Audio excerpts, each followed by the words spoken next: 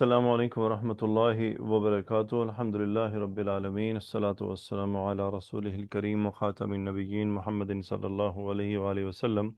Welcome, خوش آمدید ایک بریک کے بعد۔ الحمد للہ ہم علم البلاغہ کے اب جو علم المعانی ہے ان کے ابواب کو واپس شروع کرتے ہیں، اور علم البلاغہ کا جو میجر ٹاپک تین علوم میں تقسیم ہے: علم المعانی، علم البدیع، علم البیان۔ تو علم المعانی ہی اصل میں علم البلاغہ کا سب سے بڑا موضوع ہے، اور اسی کے اندر تمام چیپٹرز اور تمام تفاصیل موجود ہیں۔ اور علم المعانی 8 ابواب میں تقسیم ہوا: الخبر والانشاء، الذکر والحذف، التقدیم والتاخیر، التعریف والتنکیر۔ الحمدللہ ہم التعریف والتنکیر پر پہنچے ہیں، اور یوں سمجھ لیجئے کہ علم البلاغہ کے ہم نے 40% اس کتاب کے حصے کو مکمل کر لیا ہے بفضل اللہ تعالی۔ اور یہ علم ایسا نہیں ہے کہ آپ نے لیکچر سنا اور وہ سب آپ کو یاد ہو گیا، نہیں، ایسا نہیں ہے۔ اس میں بہت سی ریپیٹیشنز ہوتی ہیں۔ آپ کو دروس البلاغہ کی کتاب کا جتنا پورشن گزر گیا، کوشش کیجئے گا اگر آپ نے کافی دن کا گیپ دیا ہے تو اب تک جو دروس البلاغہ کی کتاب میں موجود ہے یہاں تک آج تک، اس کو دوبارہ پڑھیں، کوشش کریں اس کو ہر ہفتے دوبارہ دیکھیں، ہر ہفتے دوبارہ کھول کے ان ٹرمینالوجیز کو دیکھیں شیخ کیا کیا بتا رہے ہیں کہ کیا کیا چیز کس کس وجہ سے آتی ہے۔ یقیناً آپ نے کچھ نہ کچھ مختصر نوٹس، مختصر چیزیں کتاب پر لکھی ہوں گی، وہ آپ کو فائدہ دیں گی۔ تو یہ کوئی بھی دنیا کا علم وہ آپ سے وقت بھی مانگتا ہے اور مراجعہ بھی مانگتا ہے کہ اس کو ریپیٹ کیا جائے، اس کی طرف بار بار رجوع کیا جائے، بار بار اس کو دیکھا جائے، پڑھا جائے، اور پھر انشاءاللہ سٹیپ بائی سٹیپ کتابیں ہیں۔ اور میں آپ کو ضرور اس کورس کے آخر میں پوری کوشش کروں گا کہ جو میں نے اپنے استادوں سے، اپنے اساتذہ سے سیکھا کہ علم البلاغہ کی ترتیب میں کیا ہے اور کیا نہیں ہے، تو وہ بھی آپ سے شیئر کروں۔ اور انشاءاللہ مستقبل میں ہم ہو سکتا ہے اپنے MAH کے جو عربک لینگویج کے جو کورس ہے، یا جو اس کو پراپر ایک سٹینڈرڈ ترتیب دے دیں اور اس کو پورا ہی ایک ڈپلومے میں کنورٹ کر دیں، عین ممکن ہے، اور اس میں بہت کچھ شامل کریں، بہت ساری کتابیں ہوں گی، پورا ایک کورس کھڑا کر دیں انشاءاللہ 2 سال، 3 سال یا 4 سال کا، تو وہ بھی ممکن ہے انشاءاللہ فیوچر میں۔ سو دیکھیں گے کہ اللہ تعالیٰ ہمارے نصیب میں خیر کے معاملات کو لکھ دے، آمین۔ سو التعریف و تنکیر، اور اس کے در المعرفہ و نکرہ کو ہم سٹڈی کر رہے ہیں، اور ہم نے الباب الرابع میں پھر تعریف و تنکیر میں دیکھا کہ اقسام المعارف کیا ہے: الضمیر، العلم، الاشارہ، الاسم الموصول، المعرف باللام، المضاف اور المنادہ۔ ضمیر، علم، اشارہ، اسم موصول مکمل کیا۔ آج مختصراً ال کو دیکھتے ہیں۔ ال کی کوئی بہت زیادہ یعنی بلاغی طور پر کوئی بڑی بڑی وجوہات نہیں ہے، یعنی جیسا کہ ہم نے ضمائر میں دیکھا، علم کے لانے کی وجوہات، اشارہ، اسم موصول، یہاں تو خیر مختصر ہے، اور لیکن دوسری کتابوں میں بڑی تفصیل میں بھی چیزیں لکھی ہوئی ہیں، اور اس کے مقابلے میں ال بہت سٹریٹ فارورڈ سا ہے، اس کی بلاغی کوئی بہت بڑی بڑی وجوہات نہیں ہیں۔ تو وہی آج ہم مختصراً اس کو دیکھتے ہیں، اور کچھ سے آپ کا تعارف ہوگا اور کچھ سے اگر نہیں ہوگا تو دوبارہ ہو جائے گا۔ تو پہلا کہ جو انہوں نے شروع کیا، المحلہ۔ المحلہ سے کیا مراد ہے؟ انہوں نے کہا ہے کتاب میں المحلہ بالال۔ سو المحلہ محلہ یعنی حلہ یحلی، اور محلہ اسم المفعول ہے، آراستہ کیا ہوا، یعنی کوئی بھی اسم جو ال سے آراستہ کیا گیا ہے، تو اس کو انہوں نے بیسیکلی ایکسپلین کیا ہے۔ تو پہلا جو حصہ ہے اس کتاب کا، جو یعنی وہ جو پورشن انہوں نے لکھا ہے، اس پورشن کو میں نے ڈیوائیڈ کیا ہے مختلف اقسام میں، تو اس کو ہم ایک ایک کر کے دیکھتے ہیں۔ تو پہلا کیا ہے؟ الجنسیہ، یعنی فیؤتى به اذا كان الغرض الحکایۃ عن الجنس نفسه نحو الانسان حیوان ناطق وتسمى الجنسیہ، یعنی وہ کہتے ہیں کہ یہ جو ال ہے یہ کبھی کبھی لایا جاتا ہے اگر غرض ہو حکایت بیان کرنے کی جنس کے بارے میں، یعنی صرف اور صرف جنس کو آئیڈینٹیفائی کرنا ہے، یعنی یہ بتانا ہے کہ جنس کیا ہے، جیسا کہ الانسانو یعنی انسان کیا ہے، انسان کی جنس کے بارے میں یہاں بات کی جا رہی ہے، اسی لیے انسان پر ال داخل ہوا۔ الانسانو حیوان ناطق، یعنی اور اس کو کیا جاتا ہے تسمى الجنسی، یعنی انسان ایک ایسا حیوان ہے جو بولنے والا ہے، ناطق ہے، یعنی بولتا ہے، بات کرتا ہے، سمجھ سکتا ہے۔ حیوان سے مراد جانور والا حیوان نہیں، وہ جس میں زندگی ہے۔ سو الانسان حیوان ناطق وَيُؤْتَى بِهِ إِذَا كَانَ الْغَرَضُ یہ دیکھیں، ہم دیکھتے ہیں کہ جو مبتدا معرفہ ہوتا ہے، مبتدا معرفہ کیوں بنایا جاتا ہے؟ وہ ال اگر لائے ہیں تو اس ال کے کیا میننگ ہے؟ جنرلی، یعنی اگر میں اور آپ ہم جنرلی عربک پڑھ رہے ہیں اور اس کو ٹرانسلیشن کر رہے ہیں، چاہے وہ قرآن مجید ہے، چاہے وہ احادیث مبارکہ ہیں، چاہے وہ کتابیں ہیں، تمہیں بھی یہ اتنا میٹر نہ کرے، سمپلی الانسان حیوان ناطق، یعنی انسان ایک بولنے والا جاندار ہے، بس بات ختم ہو گئی۔ مجھے نہیں فرق پڑتا ال کون سا ہے ادھر۔ لیکن اگر بات تفسیر پر جائے گی، اگر بات بلاغت یعنی اس کے تدبر اور تفکر اور گہرائی میں جائے گی، تو پھر اصلاً اصولاً تفسیر کے لحاظ سے ایک مفسر کو، ایک عربک گرامر کے طالب علم کو جو قرآن مجید کی تفسیر پر غور کرنا چاہتا ہے، تو پھر اسے ہر ال کو الگ الگ غور کرنا ہوگا۔ یہ ال کیوں آیا ہے؟ مفسرین وہ جو آیت میں جتنے بھی ال ہوتے ہیں ان تمام کی ال کو پہچانتے ہیں کہ اس کے اسی ال کی پہچان پر تفسیر اور احکامات آ کر رک جاتے ہیں۔ اگر عام قاری کے طور پر میں بس صرف ہمارا ترجمے اور جسٹ جنرل انڈرسٹینڈنگ ہمارا مقصد ہے، تو پھر اگر ان ال کی تفصیل کو ہم نہ بھی جانے تو کوئی فرق نہیں پڑتا۔ لیکن اگر ہم گہرائی میں جانا چاہیں گے، تفسیر اور اس پر غور کرنا چاہیں گے، تو بہت سارے کریٹیکل مقامات ایسے ہوتے ہیں جہاں اس ال کو واضح کرنا پڑتا ہے کہ یہ ال کس ٹائپ کا ہے۔ تو یہاں ویسے تو ہم سمپلا کرتے المبتدا معرفہ ہے تو مبتدا معرفہ ہوتا ہے، اس لیے ال لگا دیا، ٹھیک ہے ال لگا دیا، لیکن اس ال کا مقصد کیا ہے؟ پھر مطلب کیا ہے؟ کیا مطلب؟ تو یہاں اس ال کا مقصد یعنی انسان کو ایز اے جنس کے طور پر بتایا گیا، تو یعنی انسان کی جو جنس ہے وہ کیا ہوتی ہے؟ وہ ہے حیوان ناطق۔ دوسرا ایک جو زیادہ تر جس کا استعمال ہے العہدیہ۔ عہد کیا ہوتا ہے بیسیکلی؟ معہود، یعنی آہدہ یا احادو باب سامیہ سے معہود مفعول کے وزن پر ہے۔ اس کا مطلب ہوتا ہے کوئی بھی جانی پہچانی چیز، جسے ہم انڈرسٹوڈ کہہ لیں کہ کوئی اس کے اندر زیادہ کوئی راکٹ سائنس نہیں ہے، بس کلیئر ہے کہ یہ کیوں لایا گیا ہے۔ تو اس کے انہوں نے 3 اقسام بیان کی ہیں، اور اس کی ہیں بھی 3 اقسام۔ انہوں نے کیا بیان کی؟ البتہ بڑی کتابوں پر جا کر کچھ کو کسی قسم کو کسی اور میں ڈال دیتے ہیں، تو وہ بھی کچھ فرق تھوڑے بہت وہاں پر نظر آ جاتے ہیں۔ تو اس کو کہا جاتا ہے العہدیہ، یعنی لام العہد، یوں بھی کہا جاتا ہے۔ سو پہلا ہے اس میں عہد ذکری، یعنی ذکری سے کیا مراد ہے؟ کیا کہہ رہے ہیں وہ؟ اول حکایت، یعنی المحلہ بالاول بال، یعنی کیوں آراستہ کیا جاتا ہے؟ الحکایت عن معہود من افراد الجنس و عہدہ، یعنی جو جنس کے جو افراد ہیں ان کا تذکرہ آلریڈی ہو چکا ہے، اما بتقدم ذکرہ، یعنی یا تو ان جنس کے افراد کا تذکرہ کرنا ہے یا اس کا آلریڈی ذکر ہو چکا ہے، لیکن موسٹلی یہ یہی والا ہوتا ہے کہ اما بتقدم ذکرہ، زیادہ تر یہ اسی کے لیے آتا ہے۔ جیسا کہ بہت مشہور اگزامپل ہے، قرآن جو گرامر کی کتابیں ہیں ان میں یہ ملتی ہے، وہ کیا ہے کہ کما ارسلنا الی فرعون رسولا، یعنی کیا اللہ تعالیٰ نے کیا فرمایا؟ کما ارسلنا الی فرعون رسولا، اور پھر کیا ہوا؟ فعصا فرعون الرسولا۔ اب یہاں الرسول بدل گیا، کیوں بدلا؟ کیونکہ پہلے تذکرہ ہو چکا، پہلے نکرہ رکھا گیا، یعنی کما ارسلنا، جیسا کہ ہم نے بھیجا فرعون کی طرف ایک رسول کو، فعصا فرعون الرسولا، فرعون نے ان رسول کی کیا ہے؟ نافرمانی کر دی۔ اب الرسول معرفہ کیوں ہوا؟ چونکہ پہلے اس کا اسم کا تذکرہ ہو چکا۔ یہاں نکرہ کیوں ہے؟ یہ نکرہ کے ٹاپک میں پڑھیں گے، البتہ نکرہ کی وجوہات بلاغی طور پر زیادہ ہوتی ہیں۔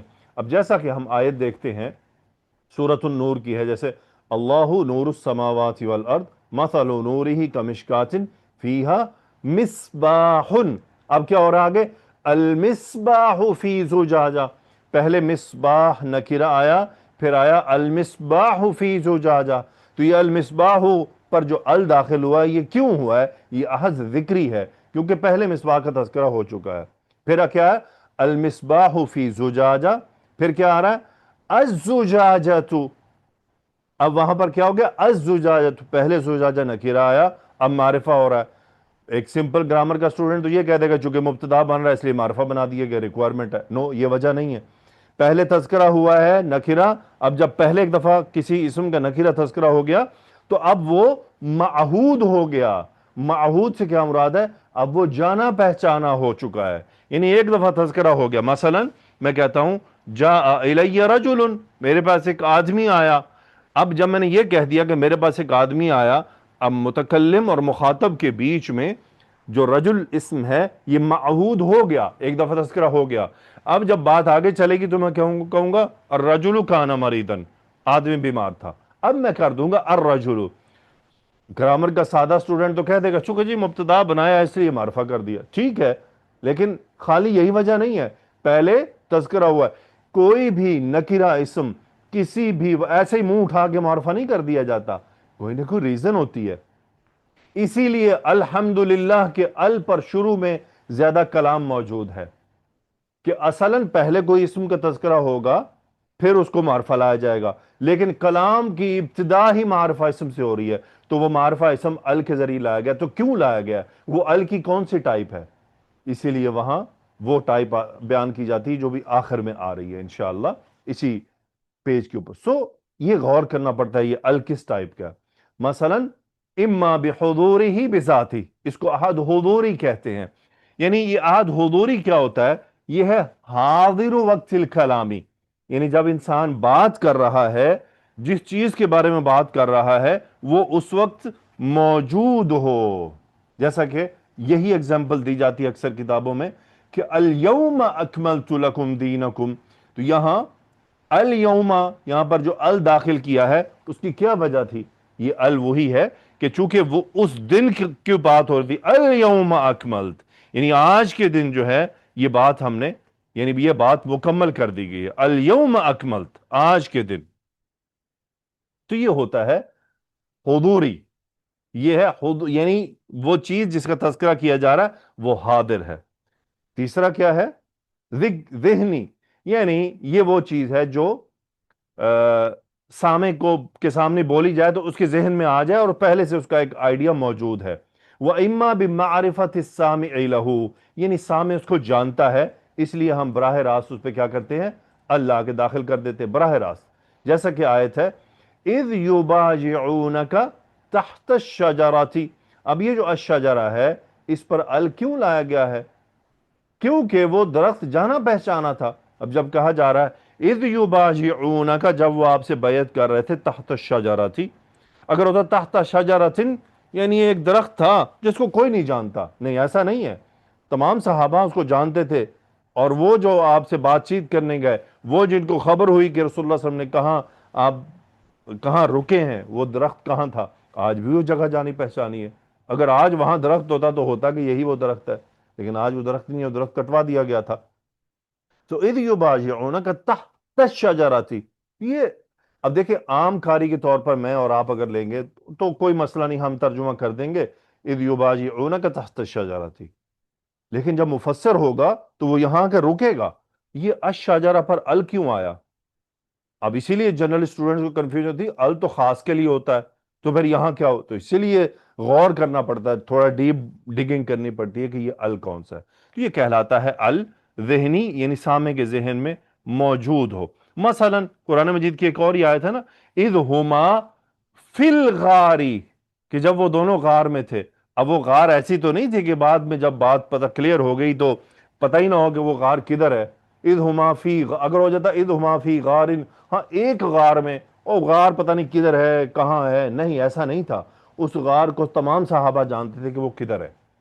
جب آیا اذ ہما، آج اگر اذ ہما فی الغار، اب الغار کیا آپ کو اور مجھے معلوم نہیں ہے یہ کون سی غار ہے اور یہ کدھر ہے، آج جو لوگوں کے پاس گوگل میپ پر بھی موجود ہے۔ یہی وہ چیز ہے جو یعنی سامع کے ذہن میں موجود ہے، تو اس کے اوپر زیادہ یعنی اس کو بہت زیادہ کھود کرید نہیں کرنی پڑتی۔ اس کے بعد ہے نیکسٹ الاستغراقی، یعنی اول حکایت عن جمیع افراد الجنسی. اب یہی وہ ہے کانٹیکس طے کرے گا کہ یہاں جو متکلم ہے اس کا مقصد کیا تھا. کیا وہ جنس کے تمام جنس کو اس میں داخل کر رہا ہے یا کسی ایک آدمی کی بات کر رہا ہے؟ جیسا کہ قرآن مجید کی آیت ہے ان الانسان لفی خسر.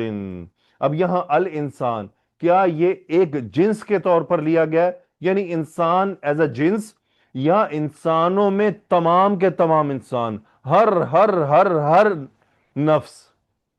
یہی وہ فرق ہے جو تفسیر پر امپیکٹ کرتا ہے. تو یہاں پر اس کا استغراق مقصد ہے کہ تمام انسان. اگر خالی جنس لیا جائے مثلا کہ بس جنس کا تذکرہ کیا گیا تو پھر اس کا مطلب ہو جائے گا کہ سارے تو نہیں ہیں، ان میں سوچتا بہت سارے نہ ہوں. نہیں، ایسا نہیں ہے. ان الانسان، اب اسی لیے طے کرنا پڑے گا یہ ال کون سا تفسیر پر براہ راست اثر کرتی ہے یہ چیز. جیسا کہ سورہ فاتحہ کی آیت ہے نا الحمدللہ. اب یہ الحمد پر ال کون سا ہے؟ تو یہ غور کرنا پڑتا ہے. اتنی ہمارے سامنے 4-5 اقسام آ گئی ہیں، کیا خالی جنس کا ہے کہ الحمد یعنی حمد؟ نہیں، یہاں پر استغراقی ہے. یعنی نہ تو ہم کہہ سکتے ہیں کہ عہد ذکری ہے کہ پہلے تذکرہ آیا تو پہلے تو تذکرہ نہیں آیا، نہ حضوری ہے، نہ یہ آج کی بات ہے، نہ ذہنی ہے کہ کسی ذہن میں کوئی چیز موجود ہو. تو بچ جاتا ہے ان جنسی یا استغراقی، اسی میں اس طرح کا کمپٹیشن آ جاتا ہے. پھر تو جنسی ہوگا تو اس کا مطلب خالی حمد کا تذکرہ کیا گیا ہے. لیکن حمد کی تو کئی ٹائپس ہوتی ہیں، کئی انواع ہوتی ہیں، کئی اوقات ہوتے ہیں کب کی جا رہی ہے کب نہیں کی جا رہی ہے. اسی لیے پھر استغراقی کہا جائے گا کہ الحمد تمام کی تمام تعریفیں، اس لیے ترجمہ ہوتا ہے. یعنی حمد کی جتنی بھی اقسام موجود ہیں وہ صرف اور صرف اللہ کے لیے. الحمد تمام کی تمام حمد کی تمام انواع اور ہر حال میں وہ اللہ ہی کے لیے. الاستغراقی.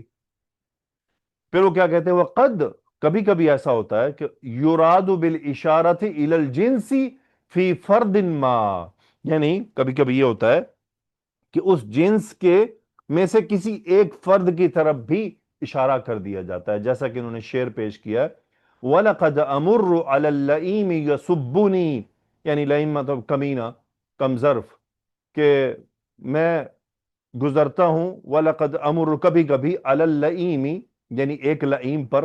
اس کا انہوں نے نام نہیں لیا، اس کا انہوں نے نام نہیں لیا، لیکن اللئیم کی جنس کو لے کر اب یہ نہیں استغراقی بلکہ اس میں سے ایک فرد مراد تھا ان سے. مثلا آپ کسی کو جانتے ہیں لیکن آپ اس کا نام نہیں لینا چاہتے تو آپ کہتے ہیں کہ میں اس کمینے کے پاس گیا تھا.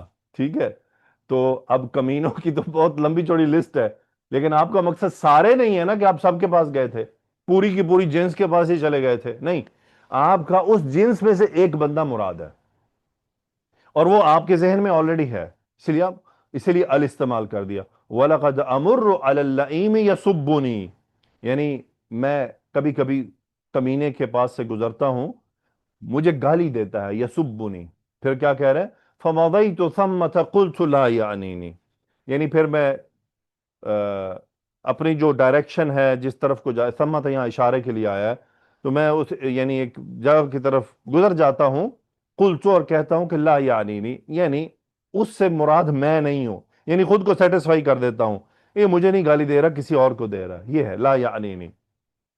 انا یعنی کا مطلب ہوتا ہے مطلب ہونا، لا یعنینی یعنی اس سے اس کا یہ جو گالی دے رہا ہے یہ میں نہیں ہوں.